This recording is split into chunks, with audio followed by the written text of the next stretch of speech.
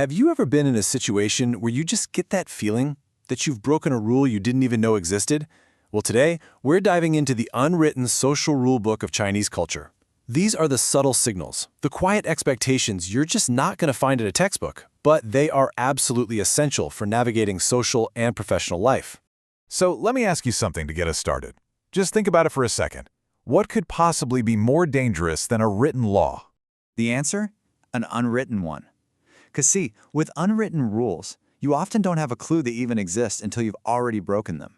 And that's exactly what we're going to unpack today. So think of this as your guide to that very rule book. We're going to look at all the social tripwires you need to be aware of, to get through everything from a business dinner to just a casual visit to a friend's house without making a big mistake. All right, first up, and this is a big one, chopstick etiquette. Now look at that first don't on the slide. You never, ever stick your chopsticks upright in a bowl of rice. And the reason for this is fascinating. It looks almost exactly like the incense sticks people burn as offerings for their ancestors at a funeral. So yeah, doing that is pretty much the nonverbal equivalent of saying this. Probably not the vibe you're going for at a friendly dinner, right? The easy fix is to just always rest them neatly on the side of your bowl or on a chopstick rest if there is one. Simple as that. Now, that chopstick rule, it's not just some random thing. It actually connects to a much bigger and, I would argue, the most important concept in Chinese culture, face. You can really think of it as the entire social operating system. So what is face or Mianzi? Well, it's like this invisible social currency. It's this complex mix of your reputation, your personal pride, and the respect you command from others. You can gain it, you can lose it, and importantly, you can give it to other people. And this slide? It's a perfect example of how face works in the real world with the classic fight over the bill. If someone offers to pay and you just go, okay, thanks, you've kind of broken the social code. The right move is to get into this little polite battle. By insisting on paying and then graciously losing the fight, you give the other person face and you gain respect for being so generous. It's a total win-win. Okay, another huge part of managing face is humility. Let's say somebody compliments you on your Mandarin skills. Now, a typical Western response would be to say, thank you, I appreciate that. But the unwritten rule here is to deflect and downplay it. You'd say something like, oh no, not at all, I have so much more to learn. The whole point is to come across as modest, because bragging, even if it's accidental, is a really fast way to lose face. And this applies to pretty much everything. It really doesn't matter if you're objectively a world-class expert at something. The social expectation is to always downplay your skills. You're always just okay, you're still learning. It's a core cultural value, and it's tied directly to preserving face for everyone involved. This whole idea of preserving face for other people is, of course, deeply tied to respect, which brings us to our next section, the nonverbal language of respect, where, as the saying goes, your actions really do speak louder than words. Here's a perfect example you'll see at the dinner table. You never, ever just walk up and grab a seat. You always wait for the eldest person or maybe the host to be seated first. It's a really simple, silent gesture, but it speaks volumes about your respect for hierarchy and your elders. The same kind of principle applies to something as simple as pouring tea. It's all about being attentive. You always want to keep an eye on your neighbor's cup. If you see it's getting low, you refill theirs before you even think about refilling your own. It's a small but really powerful gesture that shows you're considerate.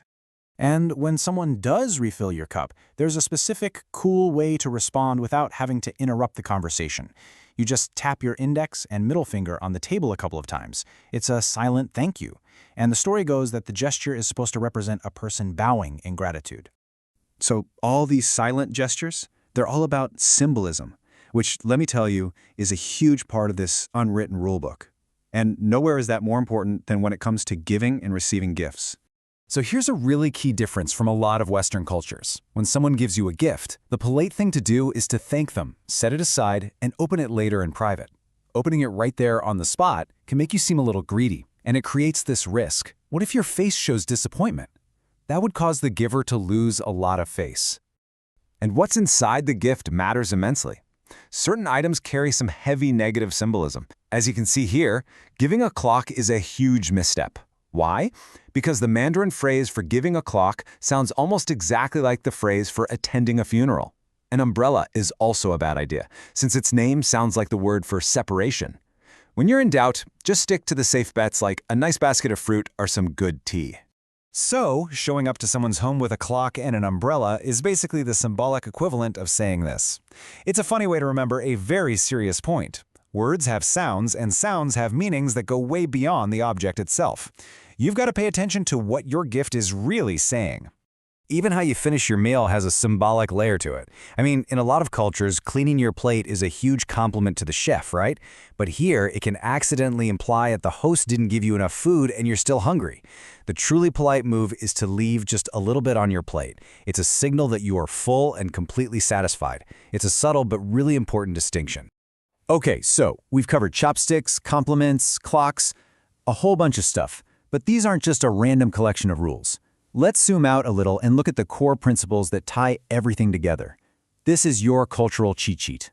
It really all boils down to these 4 key ideas. First, prioritize humility. Always downplay your successes. Second, show deference. Respect for your elders is absolutely paramount. Third, pay close attention to symbolism. Remember that words and objects can have hidden meanings. And finally, the golden rule of it all. Always, always work to protect everyone's face. It's a team effort. And you know what? Once you really get these core principles, all those specific rules we talked about, from the chopsticks to the compliments, they suddenly start to make perfect sense. They aren't random at all. They're all just different ways of expressing these fundamental cultural values. And that brings us to one last thought. These kinds of unspoken rules, they aren't just unique to Chinese culture. Every single culture has them. So I'll leave you with this to think about. What are the unwritten rules that guide your own daily interactions? I'll bet there are a lot more than you think.